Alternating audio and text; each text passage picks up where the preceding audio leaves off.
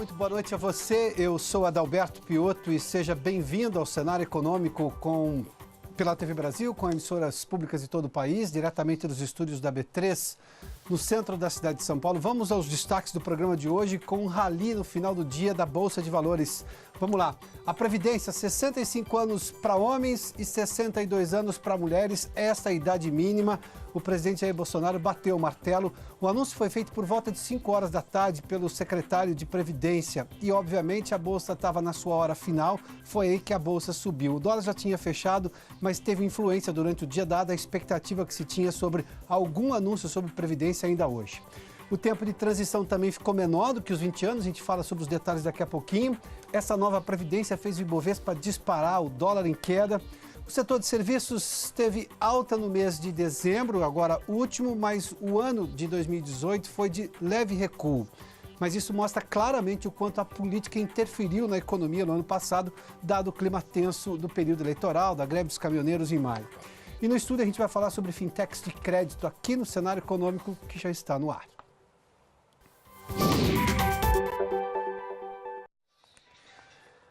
O presidente Jair Bolsonaro bateu o martelo num dos quesitos mais importantes da reforma da Previdência e que estava gerando ruído entre os investidores sobre qual seria o tamanho da reforma, o quanto seria ousado ou não uma reforma do presidente Jair Bolsonaro, a reforma da Previdência.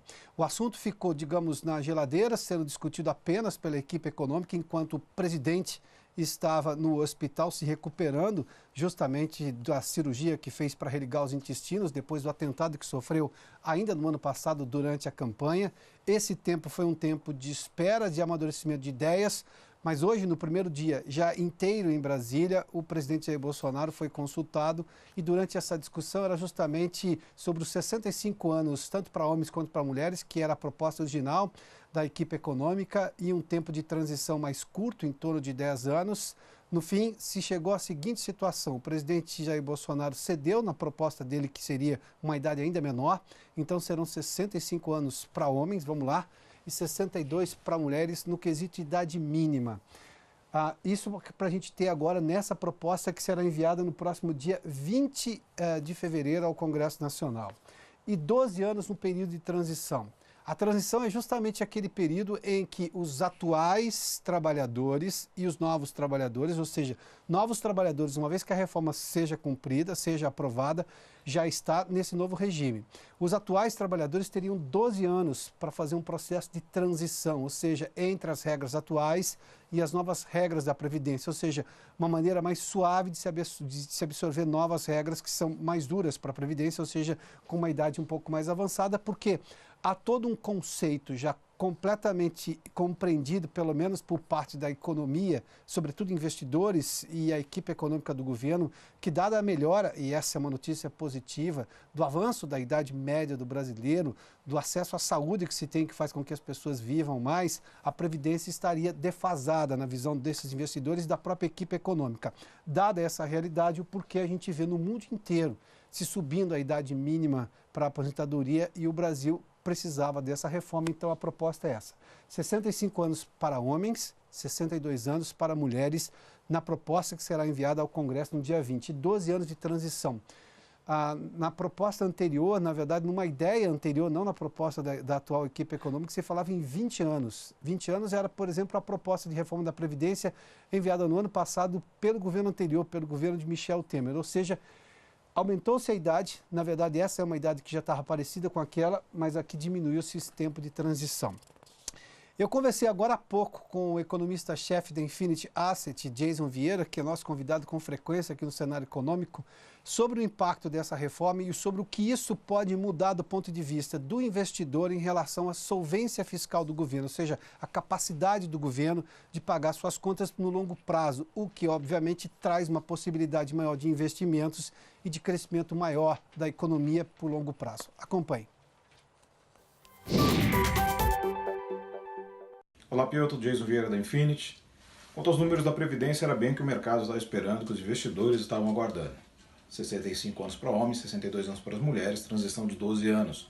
Período muito interessante.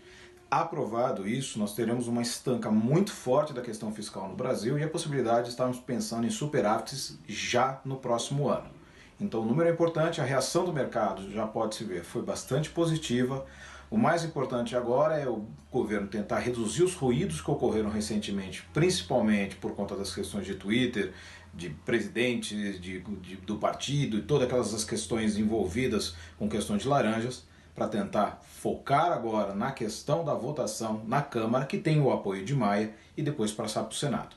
Se isso tudo acontecer, provavelmente até metade do ano teremos pelo menos a parte mais importante aprovada. O mercado deve reagir positivamente, mas não só aqui no Brasil. Os investidores no exterior também podem reagir positivamente, e aí o fluxo de capital tende a aumentar bastante, junto com isso o crescimento econômico.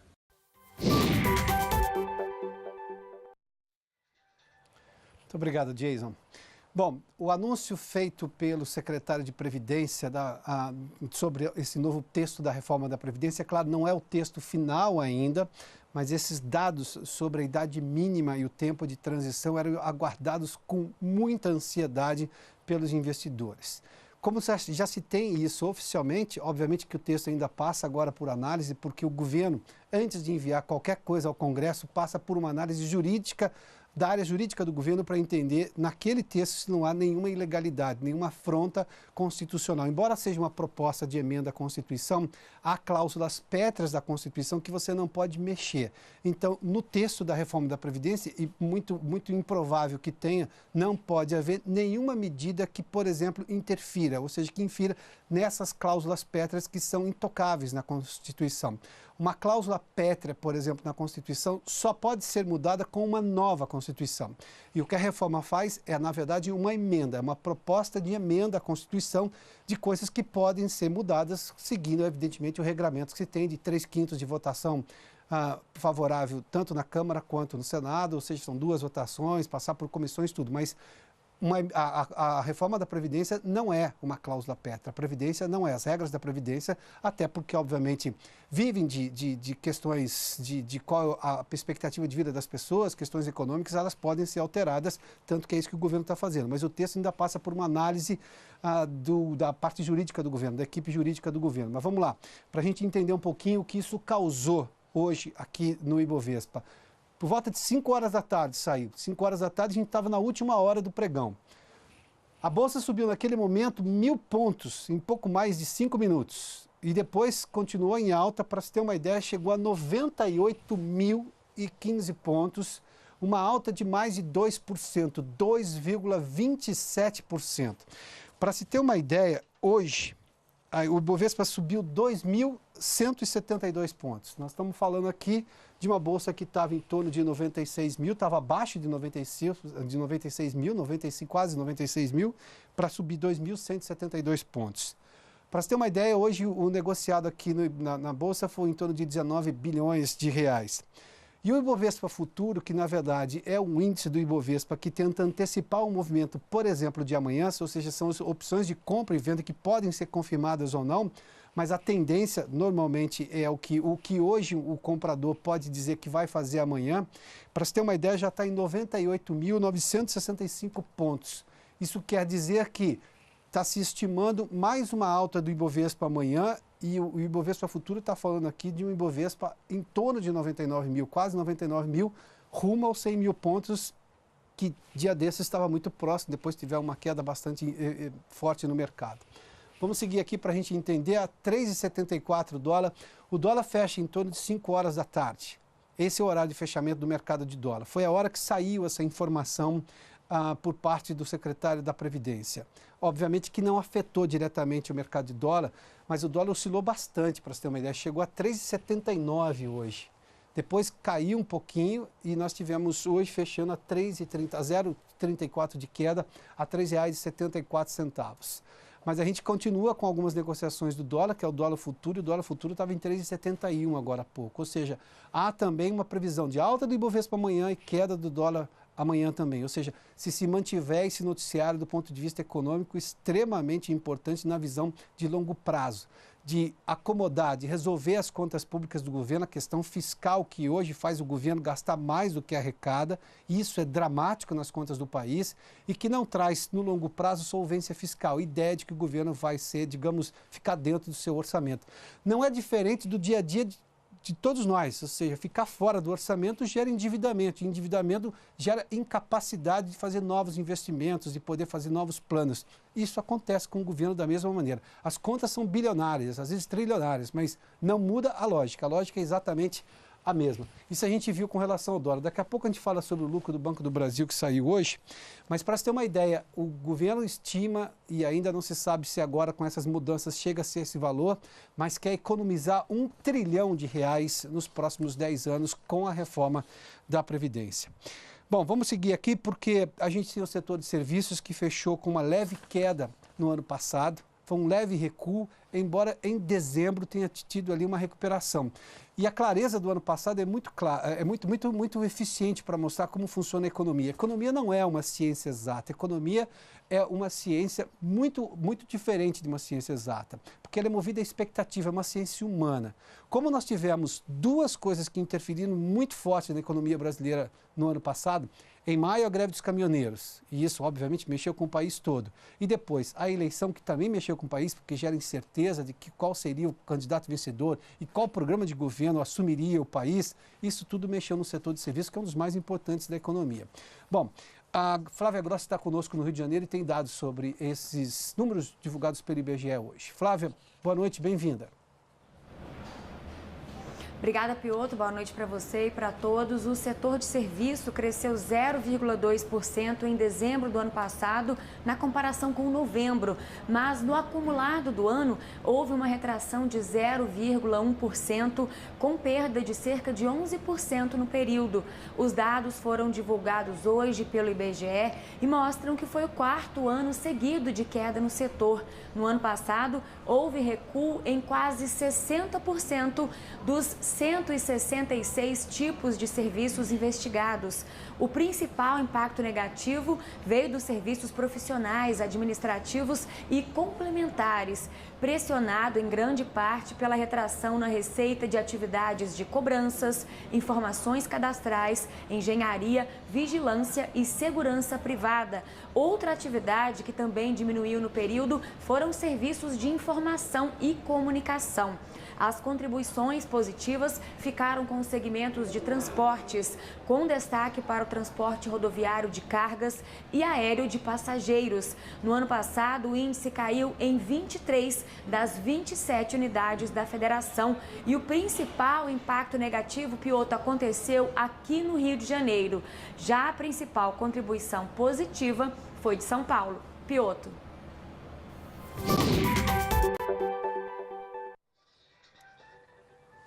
Muito obrigado, Flávia. Vamos falar de pirataria agora, que tem interferência direta na economia real do país e também, quando se tem pirataria demais, interferência direta no crime real que acontece no país. A Vanessa Casalim tem informações de uma operação que aconteceu hoje em São Paulo. Vanessa, boa noite. Oi, Piotr. Boa noite a você, boa noite a todos. Um termo de ajustamento de conduta tinha sido firmado em 2017 e foi suspenso hoje pelo município porque as empresas do shopping 25 de março vinham descumprindo esse acordo, segundo a prefeitura. O próprio prefeito Bruno Covas esteve no local fazendo a vistoria que fechou o shopping. Cerca de 90 guardas civis deram apoio à fiscalização. Funcionários das lojas ficaram do lado de fora. O prefeito explicou que em 2017 uma ação conjunta com a Receita Federal constatou a venda de produtos ilegais. O termo de ajustamento de conduta foi então assinado com o município, mas de acordo com o prefeito Bruno Covas, um grupo de 10 marcas e grandes empresas conseguiu comprovar na justiça a venda de mercadoria ilegal e de contrabando no shopping. Com isso, concedeu uma liminar e autorizou as apreensões, determinando a interdição imediata dos boxes que vendem produtos falsificados. 250 foram alvo da ação. O termo de ajustamento de conduta determinava que as empresas do shopping seriam responsáveis pelas eventuais irregularidades praticadas pelos comerciantes que locam os espaços. Piotr.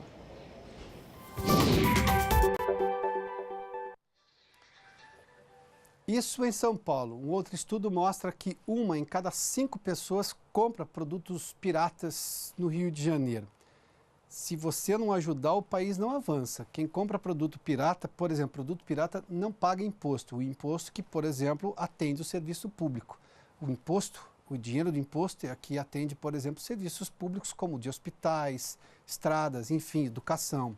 Se não tem esse dinheiro, obviamente que falta dinheiro no caixa do governo.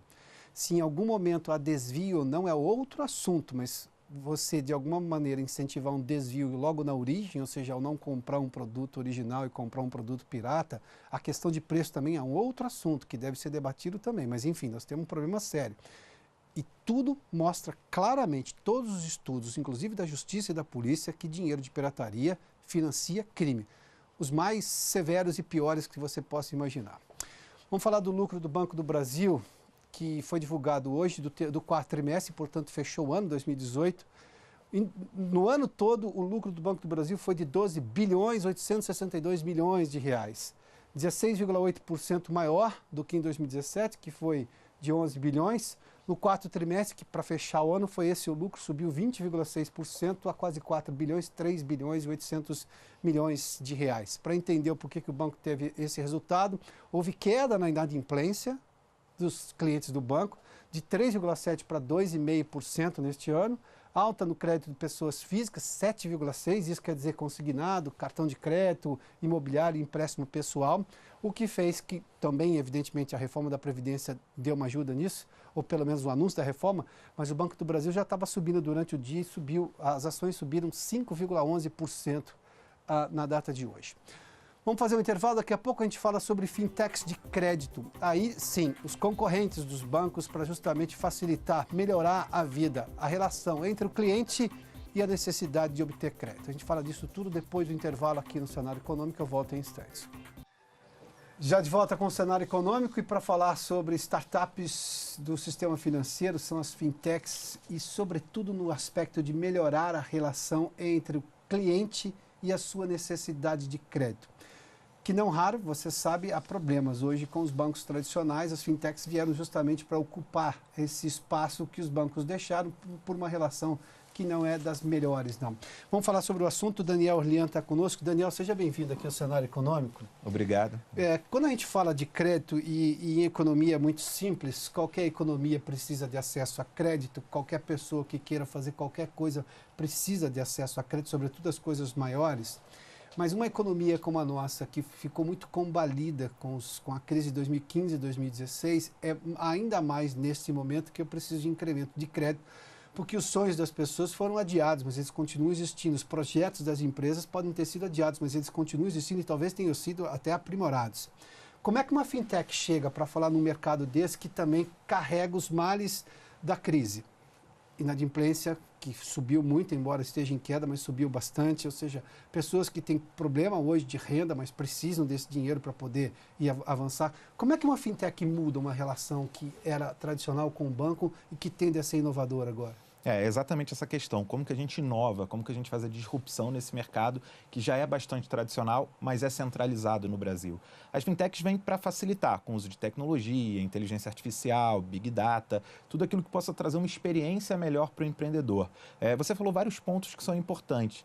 O principal disso tudo, e que a gente acredita bastante na Biz Capital, é que o empreendedor ele tem que focar no seu negócio. Ele tem que atender o cliente, negociar com o fornecedor, cuidar da operação. Ele não pode gastar muito tempo da vida dele, do dia dele, indo aos bancos. Então a gente procurou fazer com que o processo seja muito rápido, ágil, como a tecnologia permite, como a mobilidade permite. Os sonhos das pessoas, né, como você falou, muitos foram adiados, mas hoje a gente vê uma recuperação de confiança, a gente vê o Brasil como um país onde o empreendedorismo é um empreendedorismo muitas vezes de oportunidade, mas também de necessidade, que as pessoas possam ter essa oportunidade ou essa necessidade satisfeita. E o crédito é isso, é desde o capital de giro, é expansão, é compra de estoque, é reforma, é aproveitamento de oportunidade, mais até do que você tapar um buraco que sua empresa pode ter passado. Vocês acabaram de receber um aporte, inclusive de investidores estrangeiros, nessa iniciativa aqui dentro do Brasil, é isso? De 20 milhões? 20 milhões, isso. De reais. Isso. O investidor se chama Kona, é o nosso terceiro grande investidor. A gente recebeu um investimento da Monax, depois da Cromo Capital e agora da Kona. E o mais interessante é que a Kona é voltada exatamente para resolver esse problema. Ela investe em empresas que ajudam o empreendedor, em mercados emergentes principalmente, a resolver esse problema de crédito ou de outros serviços financeiros. Então, para a gente foi bastante interessante atrair a atenção de uma empresa que tem esse objetivo, não só no Brasil, mas no mundo inteiro. Agora, obviamente, isso passa por taxa de juros, isso passa por prazo para poder começar a pagar o empréstimo. O que as fintechs estão trazendo de inovador nisso? Onde é que fica acessível para o cliente justamente nesses dois pontos? A taxa de juros sobre, que é exatamente o prêmio que ele paga ao emprestar, que o banco tem, ou a fintech tem ao emprestar o dinheiro, e prazo para ele voltar a pagar aquele investimento. Ou seja, ele recebe um valor, quando é que ele começa a pagar aquilo lá? Esses são os dois pilares principais, a gente pode falar sobre outros, mas o fato das fintechs serem ágeis e utilizarem várias informações com base na tecnologia, permite com que você olhe cada caso de forma bem personalizada, de forma bem, apesar da tecnologia, humanizada. Então, quando eu analiso um restaurante no interior de São Paulo, eu estou analisando mais de 2.000 variáveis daquele restaurante, informações sobre pagamento de impostos, histórico de contratação e demissão, o tempo que aquela empresa existe, a saúde financeira ao longo dos últimos anos, mas de forma muito rápida, para que eu possa dar uma taxa, um prazo e um valor de empréstimo que é adequado para aquele caso. Quando você vai para o sistema financeiro tradicional, esses processos ainda são muito manuais e muito propensos a erros. Então, o uso da tecnologia e o desenho de uma experiência digital fazem com que o custo das fintechs seja muito mais baixo. Então, taxa é, sim, uma vantagem. A gente atende clientes, por exemplo, que não conseguiram crédito no mercado financeiro tradicional, não porque eles não têm uma saúde financeira boa, mas porque, às vezes, o gerente do local onde ele está não está devidamente preparado para fazer essa análise personalizada. A máquina, quando ela é treinada com um volume de dados muito grande, passa a ser bem mais apurada nesse sentido. Então, eu vou me lembrar de um assunto que tratei aqui tempos atrás, que os bancos, antigamente, o gerente era um ser humano e olhava para o sujeito e falava, pera um pouquinho, vamos entender seu negócio. O Guilherme Afif Domingos, do Sebrae, fez essa citação. E eu disse assim, tá, mas a relação não é hoje. Eu não estou dizendo que ele é desumano, mas ele é notadamente guiado por algoritmos do banco que, de alguma forma, planifica as pessoas sem dar atendimento personalizado. Você está dizendo que está usando mais tecnologia para dar um atendimento personalizado, é isso? Exatamente. É a junção entre o atendimento humano com a inteligência da máquina. A gente consegue processar muitas informações em pouco tempo e isso faz com que o nosso analista, porque a gente percebeu que o empreendedor gosta de falar com pessoas, a gente vê que esse analista, quando recebe o pedido, já muito processado, ele consegue entender muito melhor cada caso. Quando você pega um banco tradicional, um gerente de banco tradicional, ele atende 300, 400 empresas, se a gente estiver falando de pequenos empreendedores, e ele provavelmente, isso é uma questão humana também, ele não consegue dar uma atenção e se aprofundar no caso de cada uma. Só naqueles casos onde ele tem uma relação muito próxima. Só que a gente quer descentralizar, a gente quer aumentar a competição. Então, essa questão de você depender do conhecimento de muitos anos do seu gerente de banco, e a gente vê uma rotatividade muito alta nos bancos, acaba não sendo uma vantagem, é uma desvantagem. Então, por exemplo, muitas vezes o teu gerente de banco é aquele que te atende na pessoa física, na pessoa jurídica, que te vende do consórcio ao crédito para a sua empresa. E isso faz com que ele não seja tão especializado quanto poderia. A máquina traz essa informação de forma rápida, de forma escalável, e o atendimento é super digital e super humano ao mesmo tempo. Mas falando especificamente de prazos e taxas, os prazos são maiores e as taxas são menores do que o que a gente tem no mercado financeiro hoje? Depende do produto. Muitas vezes as taxas são menores e os prazos dependem do tipo de empréstimo que você está buscando. Por exemplo, empréstimo de capital de giro, você pode trabalhar com 6 meses, 12 meses. Financiamentos, você trabalha com prazos mais longos. Mas isso depende muito de qual é a necessidade. Uma compra de estoque, por exemplo, você pode trabalhar um espaço curto com uma taxa mais barata. Um financiamento, uma compra de um equipamento, você tem que trabalhar com um período que permita o retorno daquilo. Claro, ele comprou um equipamento para produzir um outro bem que ele vai ter que vender para conseguir dinheiro a fim de pagar o investimento. Exato, mas só que quando ele compra um equipamento, espera-se que ele tenha mais produtividade, menores perdas e tudo mais. Então, depende muito do produto. A gente é especializado no que a gente chama de empréstimo clean, sem garantias. Então, a gente não exige garantias, apenas o aval do sócio e da própria empresa. Isso faz com que a gente abra mais oportunidades para empreendedores, porque não é sempre que o empreendedor tem um imóvel, tem um automóvel, tem um meio de pagamento que ele possa travar o domicílio bancário com uma instituição financeira. Isso faz com que mais gente possa pedir. Por outro lado, isso aumenta a preocupação com o risco, com a fraude, porque você vai ter como forma de cobrança notificação, negativação, execução judicial. Então, o produto sem garantia, ele é muito mais flexível. Por outro lado, ele é para um público dentro desse universo maior que tem uma escoragem de crédito, né, um risco menor, um risco que um empréstimo que, para ser executado, dá um caminho diferente, né, mais restrito.